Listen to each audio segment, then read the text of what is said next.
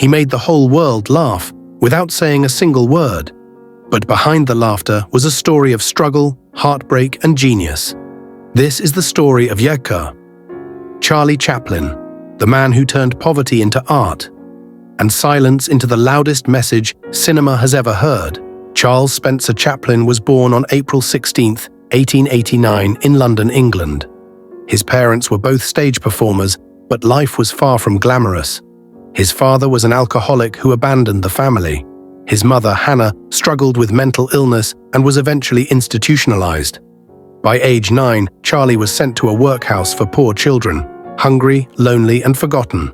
But even in those dark streets, he found light. Laughter. He mimicked people around him, turning pain into performance. That's how the comedian inside him was born. At 14, Chaplin joined a group called the 8 Lancashire Lads, performing in music halls. Audiences loved his comic timing. Soon he was spotted by Fred Carno, a famous theatre impresario.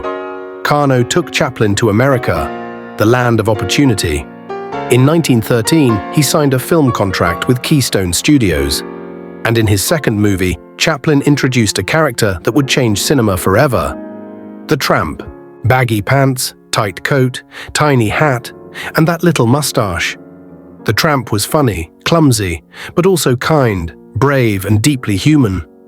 Audiences didn't just laugh, they fell in love. In an age when movies had no sound, Chaplin's expressions spoke louder than words. He became the biggest movie star in the world, and one of the first to own his own studio. Chaplin didn't just act, he wrote, directed, produced, and composed music for his films. His 1921 movie, The Kid, told a story of poverty and love, inspired by his own childhood. Then came City Lights in 1931, a masterpiece blending comedy with heartbreak. It ended with one of the most emotional scenes in cinema history, when the blind girl realizes the poor man who helped her see again was the Tramp. No dialogue, just pure emotion. That was Chaplin's magic. In Modern Times, 1936, Chaplin took on the machine age, the rise of industry, and the loss of humanity. The Tramp literally gets eaten by the factory machines, a powerful image of modern life crushing the little man. This was Chaplin's way of making social commentary through comedy. He wasn't just a clown, he was a philosopher in disguise. In 1940, Chaplin did the unthinkable. He broke his silence. In The Great Dictator, he played both a cruel dictator and a kind Jewish barber. It was a bold attack on Adolf Hitler, released while World War II was raging. And at the end, Chaplin gave one of the most powerful speeches ever filmed. Audio clip, Chaplin's speech excerpt. We think too much and feel too little. More than machinery, we need humanity. That speech turned the clown into a prophet. But fame came with a price.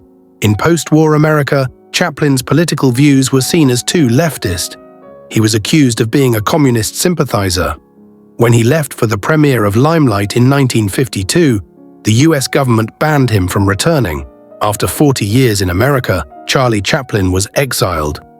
He settled in Switzerland, far from Hollywood, the world he helped create.